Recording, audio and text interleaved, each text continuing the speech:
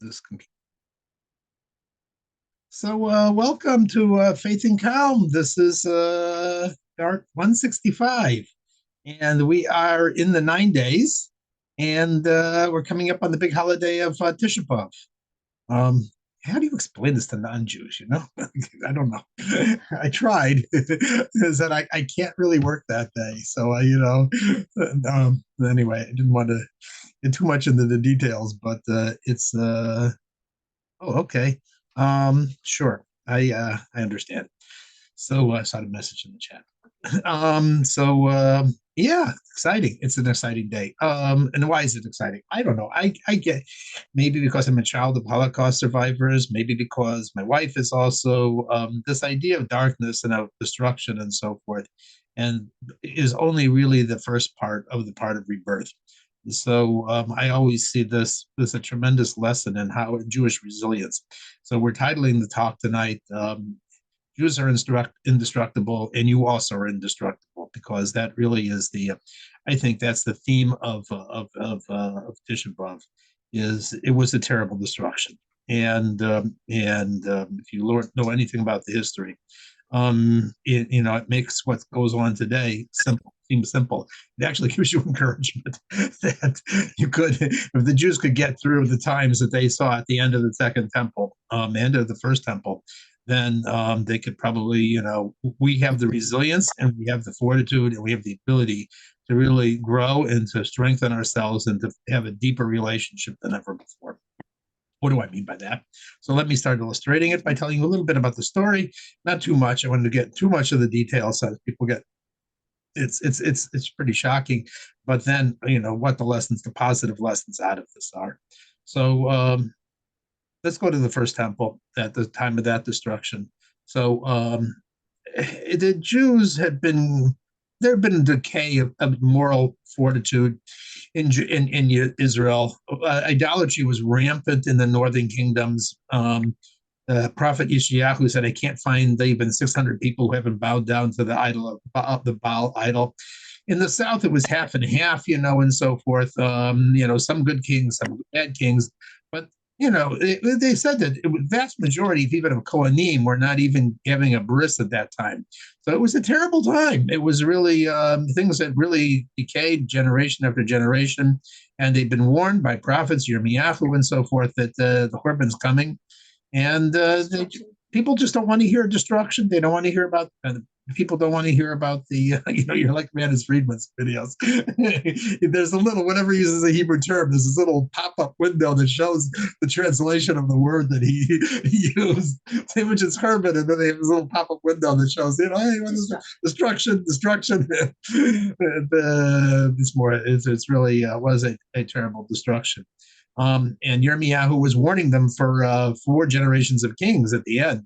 90 years. He came with prophet, with the king Yoshiyahu, and after him was Joachim, and then it was Joachim, and then it was Yehonia, and then it was Tzidkiyahu. Tzidkiyahu was the last king of Israel, and the Babylonians found him. He tried to escape. When the temple was being destroyed, there was a tunnel. He went underneath the ground. They came out 22 miles further away in near Jericho. And they were waiting for, they saw a tunnel and they were waiting for somebody to come out. When he came out, they captured him and his wives, and the last thing he saw, this was Nebuchadnezzar. He didn't like rebellious kings, so he really, he had King Tzidkiyahu's eyes poked out, and the last thing that Tzidkiyahu showed him before he died was him killing off his children. It was terrible. And the Jews, the Korban was terrible. As the stories were really quite, they're awesome, and they're quite difficult. I mean, it says that when they broke into the temple, there were these young Kohanim, and the service of the Kohanim going on to the very last, till the very last day. They they were bringing offerings even when from Shvaz Tammuz, when the Babylonians came into the city. They were still behind the walls of the temple, still bringing the carbonos day and night until it had been going on for 1,000 years since the time of the since the time that since Moshe Rabbeinu. So they didn't want to stop. They kept going until the very last day. And when they saw that it was the end and it was the last day, they went on top of the Beit Hamikdash and they threw the keys of the Beit Hamikdash up to heaven, and a hand came and grabbed it. And the Kohanim, they said, the young Kohanim said, since we didn't merit to be able to protect your temple, we're giving back the keys. And then they threw themselves into the fire, and many other people threw themselves into the fires. And thousands of people died, starvation. It was really very difficult. They took the Kohen Gadol, and the Babylonians were, they were pagans, so there was no even any hint of like Christian morality or Muslim morality. Pagan meant you kill. If you don't like somebody, you kill off the king, you kill off whoever it was. That was pagan society. So they had no qualms, and just doing things in the most horrific way. They took the Kohen Gadol, they brought him to the Mizbeach, they slaughtered him like it was a carbon offering. God killed his daughter was screaming, they killed her too. It was horrific. Anyway, I wanted to mention these things because how did the Jews recover from this? They were brought to Bavel, and as we know, there's that famous pasuk in Tehillim that says, now we sat and wept at the rivers of Babylon, and they said, Shira, Shira, sing us a song. What's that? That's a historical story. When they brought the Jews to Babylon, here's an interesting line. There were already many Jews already in Babylon at that time. Prophet Yehezkel and many of the great leaders had been taken to Bavel 11 years before the destruction. They already had a community there, and Nebuchadnezzar made them dress up in nice clothes and celebrate the victory of the Babylonians over the Jews. And if they didn't, they would be killed. So they had to come out and greet their brothers, were being brought in chains and shackles. And the Nebuchadnezzar ordered the Levium. They said, you have such beautiful songs you sing in the temple, sing them here. And that's when they said, how can we sing these songs here in Bavel, when we're mourning Jerusalem? And he said, play music, play your harps. And the story goes that they bit off their thumbs, saying, the chains and the shackles on the way here made us lose our thumbs. We can't play the musical instruments. So Nebuchadnezzar was furious, and he killed many of them. But that's where that song, that Tehillim, comes from. But how did the Jews survive from this? How did the Jews recover from this? How did the Jews deal with the tremendous destruction? Because we Jews, especially from Jews, we believe God is a good God, and He's ultimately kind, and everything He does is for the good. And so how do you deal with the paradox of history when you look at Jewish history? And Jews know this better than anybody else, about suffering and about pain. And how do you reconcile that with, God is all powerful and all kind and all loving and all, how do you reconcile the two? And it's a hard problem. And I'm not going to come here and say I have, an easy solution for what is with suffering, both on the national level and on the personal level. Both of them are, but let me give you some lessons that we learned from this Tisha B'Av. So the first one is, and this was from a talk of the Lubavitcher Rebbe, and also related to Tisha B'Av. It's he brought up the point once that these stories that we have about the destruction of the temple, they are put in a certain Masechta in the Gemara, Masechta Gittin, Tractate of the Torah. And Gittin is about divorce. So the simple meaning could be simply, what other section of the Gemara is going to be a sad story? So you put the sad stories in together with the other sad stories. The Rebbe said there's more to it than that. There's a reason why those stories about the destruction of the temple, 2 pages, 3 pages, are kept in Masechta Gittin. And he explained it interestingly. He asked the question. He says, it's interesting. In all of the Chumash, there is no mention of how do you get married. There's many other things that talked about in Chumash, in Torah, in Chumash, about how to do this and that. At least there's a hint. They tell you how. The only thing that we have in Chumash is how you get divorced. Divorce is talked about. You have to write a state for caprisos, and you have to send her away. Yeah, a document and so forth, a star, we call it a get, and you send her away. And we even learn many of the laws that we all learn, all the three laws of how you get married from this, from the laws about divorce. We learn about marriage from divorce. We learn that you can get married by a document. We learn that another way is kicha. You inquire. You be together with the other person. We learn money can do it, because so we learn the laws of now. Why would you learn marriage from divorce? You should learn divorce from marriage. I think marriage happens before divorce. In fact, even in the Gemara, this Masechta Kedushin, which deals with marriage, is before the Masechta about divorce. I mean, is after. So first we talk about divorce. What is the connection between divorce and marriage? It's like, they're different ideas and they're different ways, and they should be different concepts. So here's the lovely idea that the Rebbe said. In a certain way, you only learn about what it really means to be married from divorce. This is definitely a twister. In other words, if you don't understand the idea of divorce, then you really cannot appreciate what the depth of what marriage can possibly be. What is he saying? It means it this way. Sometimes you have two people who are friends, and they like each other, and they're warm with each other, and they talk all the time on the phone. And then sometimes something happens in that relationship, and somebody does something, and you get so angry. And how could you do this to me? And the friendship is over, because this is the end. I can't. And that's it happens. That's real. It happens in businesses sometimes. Partnerships break up, things of that sort. That's one kind of relationship. That's a relationship that goes good when the sun is shining and when things are happy. But sometimes there's a deeper relationship.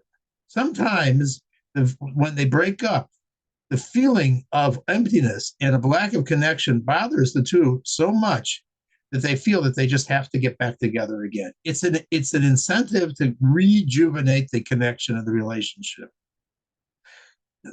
It happens in marriage that way sometimes too. And the Rebbe says that you really understand the depth of the connection of the bond between two people when this happens, because when things are good and when there's lots of positive reasons, then the sun is shining, and you don't know if the depth and the power of the bond is strong enough to withstand the storm.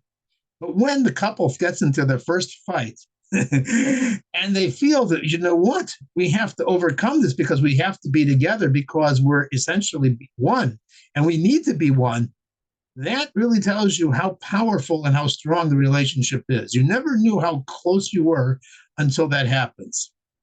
So the Rebbe changes that, and he says that's the same thing with our relationship with God. The Jews felt that God divorced them, they abandoned them, he had left them apart, and he was no longer connected with them when they were destroyed the temple. Because look, for 1,000 years, Judaism all circled around one thing, the temple. Beit HaMikdash, bringing karbanos. Everything was about, you went to the temple when you had a kid. You went to the temple to bring an offering. You went to the temple to see the miracles. There was no shuls. There was no Judaism outside. There was no social clubs. Everything revolved around a place. And that was what Judaism was all about. And that's what Moshe taught them. And for 1,000 years, that's how the Jews did it. And so when the temple was destroyed and they had nothing, then it was a joke. What was Judaism anymore? It's over with. This is where the Jews actually came alive again. They came alive in Bavel, and they cried for the destruction of the temple, and they said, "How can we sing a song for Yerushalayim?" And God said, if you're crying for me now, you should have cried beforehand. But since you're crying, you're going to go back. You're going to go back. You're going to make another temple. You're going to be back in your land, because I see how deep your connection is. That even after I gave that horrific destruction, you still are connected to me. Reminds me of the story that I heard from Rabbi YY. It was a Litvisher story. It's an interesting story. It goes along the following lines. There used to be, between the border between two countries, there used to be a tax, and you couldn't bring certain things across. And there were guards, and they would confiscate any contraband. And some smart Jews got the idea once that in their carriage, they would put in a coffin and they would fill the coffin with all sorts of jewels and they would smuggle it across the border. And it went very well. And nobody bothered them. And they kept going each time they would cross over. And the guards would salute them. They got used to this idea of the Jews going past. And one day the Jews were in a lively mood and they were drinking and they were laughing and they were having fun. And the guards said,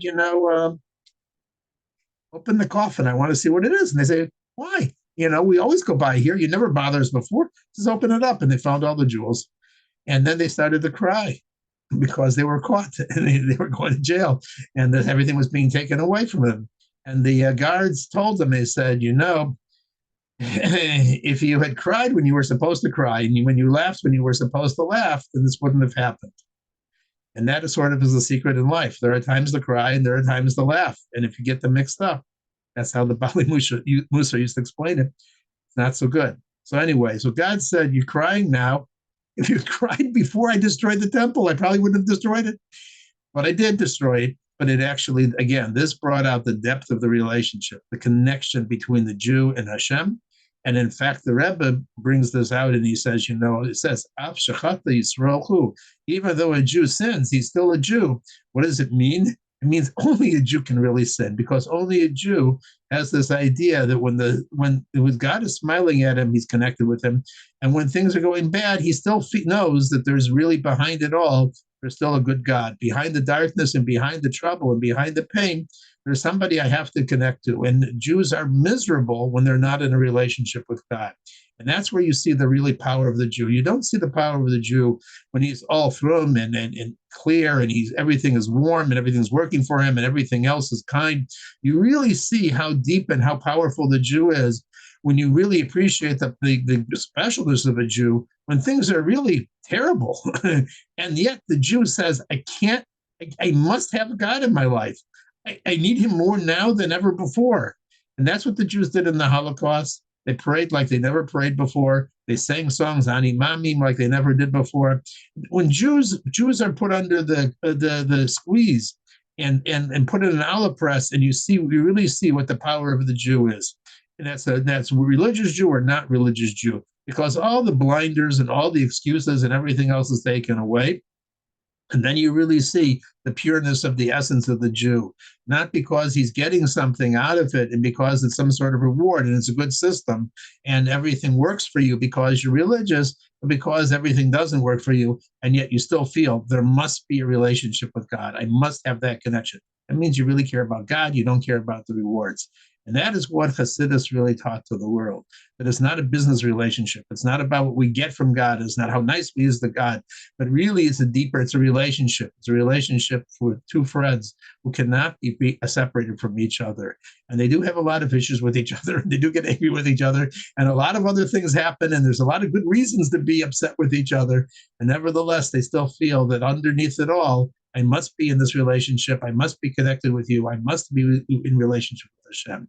And I think that is part of the lesson of what we learn from Tisha B'Av, and part of the lesson we learn from this time of the year is, we discover the pureness of our relationship with Hashem. And you know what? Yeah, it's not always so beautiful, and we're not going to hide the fact that it's beautiful. We're not going to just deny the difficulties of the world. Some people, when things get bad, they deny, how do you deal with pain? It's not an easy thing. How do you deal with suffering? It's not an easy thing. Suffering is real. Some people just pretend it's not real. It doesn't matter. It's only this world. You get something in the world to come. And Judaism never took that approach of just denying and degrading this world. And then there's other people, like the great German philosophers, who said you just have to realize the emptiness and the terribleness of this world. The great existential philosopher Sartre said that. Heidegger said this, that the world is just a cruel, difficult, awful place. And Judaism never said that. Judaism basically said, Tisha B'Av is going to become a holiday. Tisha B'Av is going to transform into we're going to see the inner good of the whole thing. That's Judaism's approach. Is it good? Is it a happy time? Not necessarily, not in the revealed, and we're not going to pretend that it isn't. But nevertheless, we know that there's a good God. There's a good God underneath all of this. There's a God that cares about us. And therefore, and though we don't understand what's necessarily going on and we can't fit into our brain, nevertheless, this is all for the good. And I think that is one of the very powerful lessons of Tisha B'Av. Go on and on and on, because I really get into the subject. but I'm going to give the class over to my wife because she says better short. And at that, I wish you a very happy Tisha B'Av. We should see all who live and celebrate with Mashiach, the rebuilding of the temple, because as we know, Mashiach is born on Tisha B'Av, and hopefully my wife has something about that to say. Okay. Yes, I do.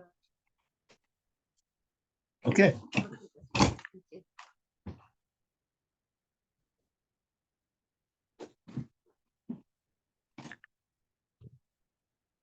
Sorry, got off. Okay, how are you, everybody? And does anybody have any questions before I begin?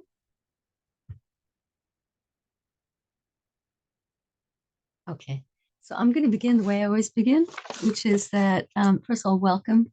It's nice to see everybody, and I want to say that I'll start with the four things that I begin with. Number one, we're in an extraordinary time.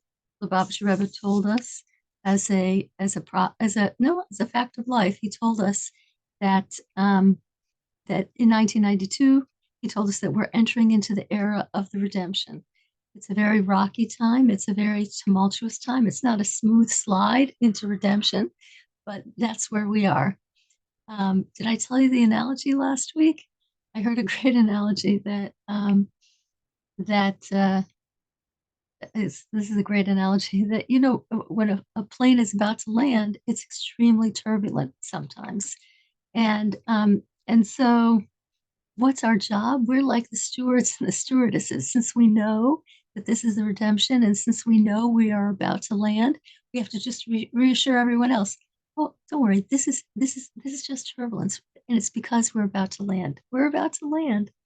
So anyway, second thing is that our souls were handpicked to be in this time. The third thing is that we have all the tools we need to navigate this time. We have Torah, which is our guidebook, and mitzvahs, which are our power tools. And fourth, what we're doing tonight, learning about the redemption, is the fastest way to accelerate it. It's the surest way to accelerate. That's what the Rebbe told us.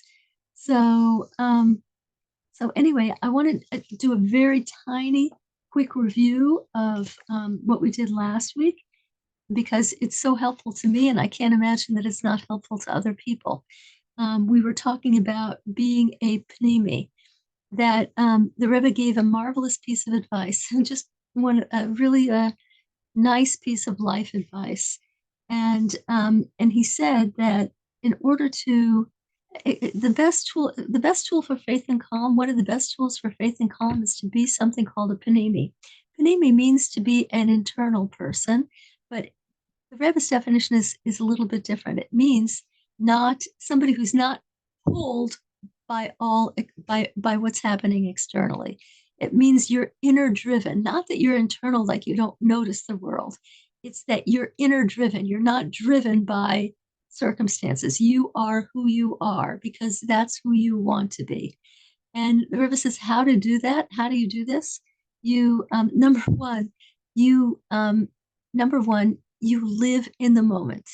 You have a plan for the day, but when you're at a juncture where you're doing one thing, you're nowhere else. You're not in what went before, and you're not in what's going to come up in 15 minutes. You're where you are.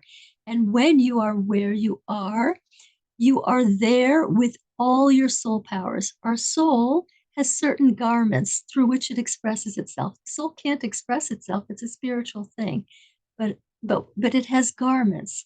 Our thought, our speech, and our deeds can either, those are our garments, meaning they're the way the person expresses themselves. Your clothes express who you are, so too your thought, speech, and deed express who you are. And the idea is either your body can claim the thought, and by body I mean your nefesh habehemis, your animal soul. Either your animal soul can claim your thought, speech, and deed, meaning, let's say the nefesh habehemis wants you to be in panic. And so you start speaking in a panicked way. Your mind starts racing. You start doing silly things.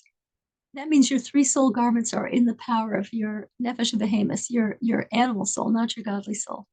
Rebbe says, no, you have to harness all three soul garments and use them for good.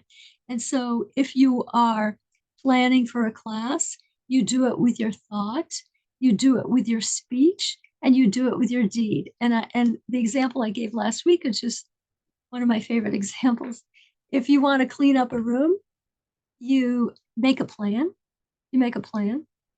You you use your words, and you do the deed. Now, very often people go straight from the plan to the action, and they skip the middle part. They skip the words. And the Rebbe says you're going to have a much better. You're going to be much more involved if you use your speech too. So when I want to clean up this room, I say, office, get ready. I already made a plan of what I'm going to do. I already made the plan. And then I say, get ready, office. You're going to be conquered. You understand that? And then I go and I do whatever task I decide, whatever part of the office I decided to clean up. So it's a wonderfully settling way to be. It is one of the best calm tools I've ever come across. So I just wanted to review that with you. And it's a spiritual thing to do. So I'll say it now because I might forget it at the end. But we're in the 9 days leading up to Tisha B'av. Tisha B'av is actually we're in the middle of the 9 days. Tisha B'av is actually Wednesday night, Thursday until sunset, and Tisha B'av, the 9th of Av, is the culmination of this whole thing, and it's considered, if you ask somebody who,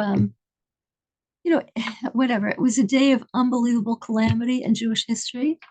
But on the other hand, it's going to be the most spectacular day. It's going to, Mashiach turns it over and it becomes the most spectacular day of all. And nothing compares to it. There's no, in the time of the redemption, there'll be nothing to compare to Tisha B'Av.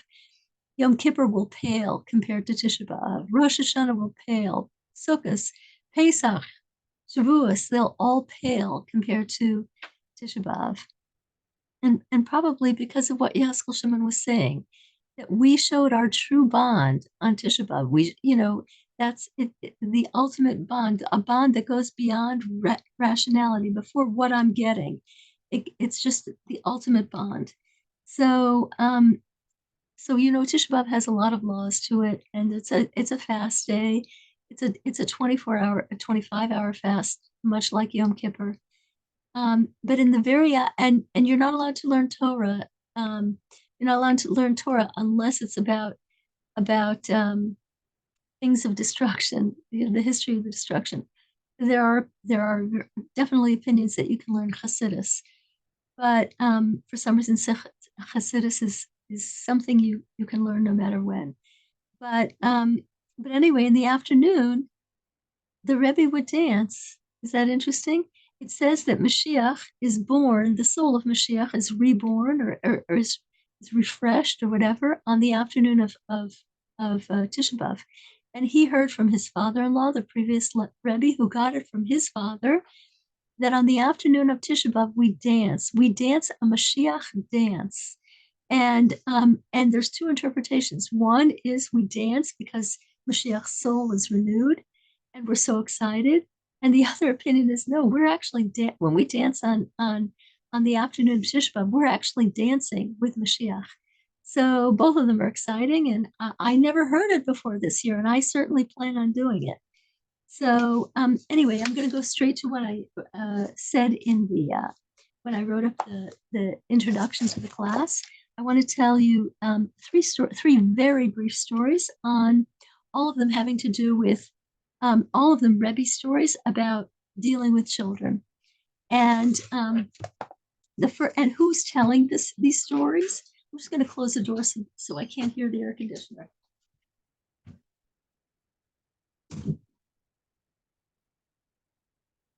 So who's telling these stories? A man named Rabbi Nachman Yosef Twersky. Now it's very interesting. I just you're not going to be able to see it. It's very tiny. This little picture over here. That's let's see if I can get it in focus. This guy over here. You notice from the hat, he's not a Lubavitcher from birth.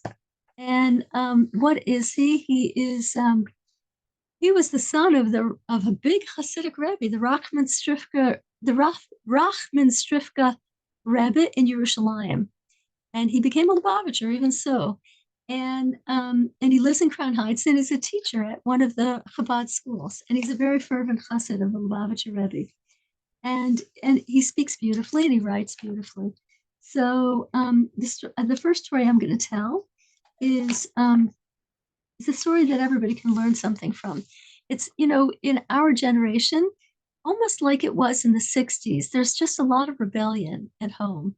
There's a lot of, teenage rebellion. There's a lot of rebellion. And, in the 60s, there was tremendous rebellion, right? It was the hippie beatnik era. And the Rebbe said, it's very interesting. The Rebbe said of the 60s, Mashiach could have come in the 60s, but the Jews didn't grab the opportunity, so the hippies grabbed it. They grabbed that idealism. So too now, we are in the unraveling of the redemption, and it's a rocky time. And many teenagers don't know what to do with it. And so this is a story about one teenager who had left his home. He'd also left observance. He wasn't an observant person. This happens in all sectors, not just Orthodoxy. It happens all over. But this story is about what happened in an Orthodox home. And so the mother tried everything to get this kid to come back home, and nothing worked. And so she went to the Lubavitcher Rebbe and she said, "What can I do? I want my kid home. I don't care that he doesn't keep Torah anymore. I want him home." And the Rebbe said, he gave her a very brief instruction, probably was a couple of words long. In English, it's 4 words long. The instruction was in Yiddish. I don't know what the words were in Yiddish, but he told her, "Beautify your Shabbos room." And that was it. And she went home. She looked at her dining room, her Shabbos room, and she looked around. What's the Rebbe saying? She looked around and she noticed, oh, curtains are torn. I didn't notice that. And she had a bunch of kids, and it was pretty much a little bit of a mess in that room. And so right away she ordered new curtains. She ordered beautiful new drapes, and she cleaned up the mess. And then she looked at her dishes. I guess her dishes were chipped or something. She got new dishes also. And she started thinking about what she wanted to make for that Shabbos. And she bought individual treats for each kid. And the husband saw what was happening and he got excited. And he helped her in making Shabbos. And he also took a nap before Shabbos, so that when the kids would come home from, the kids prepare in school to say something at the Shabbos table, they say words of Torah, but he would be sleeping usually because he was so tired from working for a whole week. And so he took a nap, and they had a marvelous Shabbos. The entire family enjoyed it. And the next week they did it again, and they just kept the kids were so excited. They were so excited because of the special food, and they were so excited because of the atmosphere. So the mother didn't say anything about the older kid. She just, this, she was happy with what was happening to the rest of the family. Meantime, one day, the younger kids, they see their older brother in the street, and they say, "Listen, you gotta come home. You gotta try it. You gotta see what's happening on Shabbos. You wouldn't believe it." And he said, "Yeah, what's happening on Shabbos? Listen, I've been at home enough." And the kid professed that he hated his mother, he hated his father, he hated their home, and he wasn't interested. They said, "No, you don't understand. Things are really different. You have to just see it. Just see it. Come, see for yourself." And he came and he saw it. They're not kidding. This is very nice. This is different. And he kept coming back for Shabbos meals. And he eventually came back home, and he came back to observing Torah. So anyway, the idea of having a pleasant atmosphere, even even by improving the physical state of your home, is an important statement. The Rebbe, instead of talking to the kid and all this stuff, the Rebbe told her to go through the back door. Just make things pleasant. That's all. Just make things extremely pleasant. And it was an amazing, whatever. It was an interesting piece of advice. The second story I want to tell was a very interesting thing. It's even shorter. Um, there's I don't know if he's still the Chabad Shliach, but the first Chabad Shliach in Monsey was a rabbi. This is oh, too bad, sorry, he's not on. Was a rabbi called Rabbi Simcha Werner. Probably is Rabbi Simcha Werner. And this story took place in the 70s, 50 years ago. And 50 years ago, there was no Chabad community whatsoever. There was a Shliach, a Chabad Shliach, and there were a lot of Jews in Monsey, but there was no Chabadniks. He was the only one. And so he wanted to do something. He wanted to do some kind of outreach.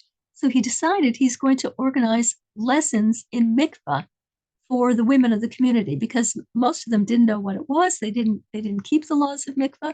And I don't know if he hired, I don't know if he paid her, but he asked Rebbetzin Soloveitchik, a relative of the Rabbi Soloveitchik who was here in Boston, to teach the classes to the ladies. And but the ladies said they wanted to come, but they can't because there were so few people who did babysitting at that time that they just couldn't leave their kids. They couldn't get away. So he said, bring your kids. So the kids came and the ladies came. And there were about 15 ladies there. And he was very happy with it. But then he thought about it after a couple of weeks and I thought, how can I improve this?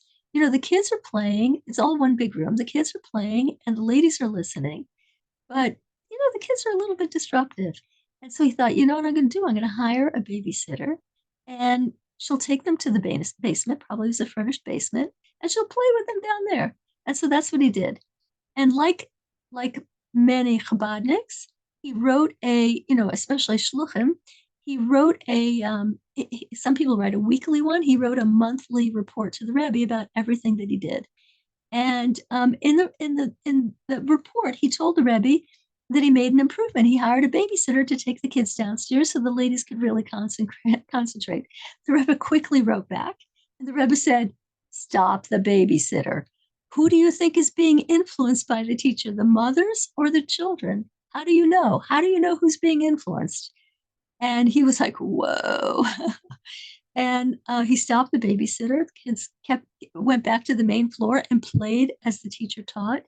And Rabbi Werner, who was there for over the course of the next 50 years, saw all these kids grow up, and they all became frum, and they all had Torah observant Jewish homes.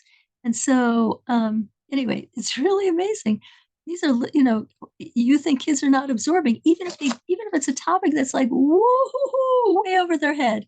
If it's Torah, it's going into their neshama. So, and the last story is a story I heard before. It's a beautiful story, and it was a couple. They met after the Holocaust. They were Holocaust survivors. They married, and they had a child, and they were living in New York.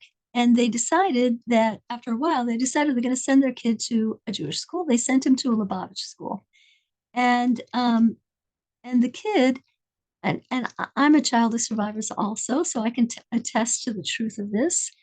The kid was very sensitive he was very protective of his parents. Children of Holocaust survivors constantly are trying to make it up to their parents because they know what a horrendous childhood the parents had. And so they want desperately to bring joy to their parents. It's like it's an incredible thing. I remember I thought I was going to marry this guy. Thank God I didn't marry him. But I eventually saw more about him and I dropped him. But at the time, there was a time when I thought I was going to marry him. And I remember hot tears were rolling down my cheeks. Why? Not because I was finally going to get married, but because I was going to be I was finally going to be able to give my parents nachas, my Holocaust survivor parents nachas. That's the way. That's the outlook of a maybe it's the outlook of all Jewish kids, but I associate it with children of survivors that they desperately want to make it up to their parents for the horrible life that the horrible childhood their parents experienced. So anyway, he was a terror in school, but he was wonderful at home. And he loved showing off in front of other kids. He loved disrupting. He loved doing everything. And back then, he's born in 1947. back then, I guess they didn't have parent teacher conferences, and no phone calls home. It was just like the school handled whatever it was. So he was, he really he didn't pay attention whatsoever in school. One day, his father tells him he's about to be. One day, his father tells him that you're going to be bar mitzvah, and I'm taking and a kid before their bar mitzvah they should go to a rebbe for a blessing. You're going to a Lubavitch school. I'm going to take you to the Lubavitcher rebbe. So the kid comes to school the next day and he said, I'm going to the Lubavitcher rebbe. And my father arranged it because I'm going to be bar mitzvah. And the other kids looked at him and they said, do you even know what Masechta we're learning in class? You don't pay attention at all. Do you even know? Do you know that Lubavitch Rebbe, when you're before bar mitzvah, that he asks you questions about what you're learning? He tests you, he quizzes you, and the kid goes, "Oh no! Oh, it's awful! Why didn't anybody tell me this? Oh, my parents are gonna be so upset. I'm gonna give them so much sorrow. All I want to do is make them happy. This is awful. This is awful." But he didn't have time to do anything about it.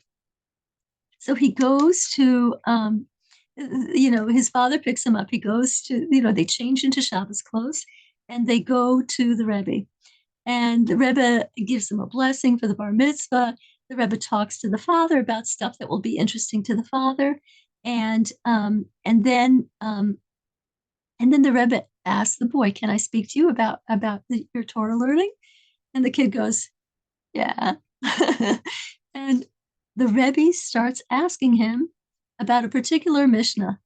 Now, I don't know a thing about Mishnayos. I don't know a thing about it. I really don't. But I looked it up on Google to see how many Mishnayos there are. There's 4,192.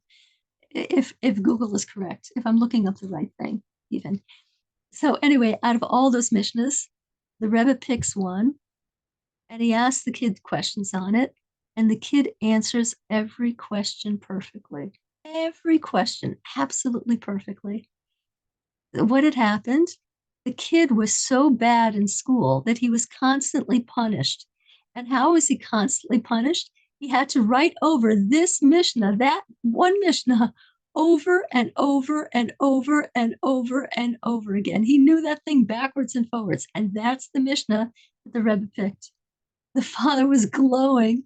His kid is talking in Torah learning with the Gadol Ador, with the biggest Torah genius. You can't believe it. It's unbelievable. And he comes home and he tells his wife, "You don't know what kind of kid we have. We didn't even know what kind of gift we have." Needless to say, the kid was an entirely different kid from that day on. So, the Rebbe found one thing that this kid could be successful in, and from that he built a successful child. So anyway, I'm going to turn off the recording, and if anybody has any questions, please do ask.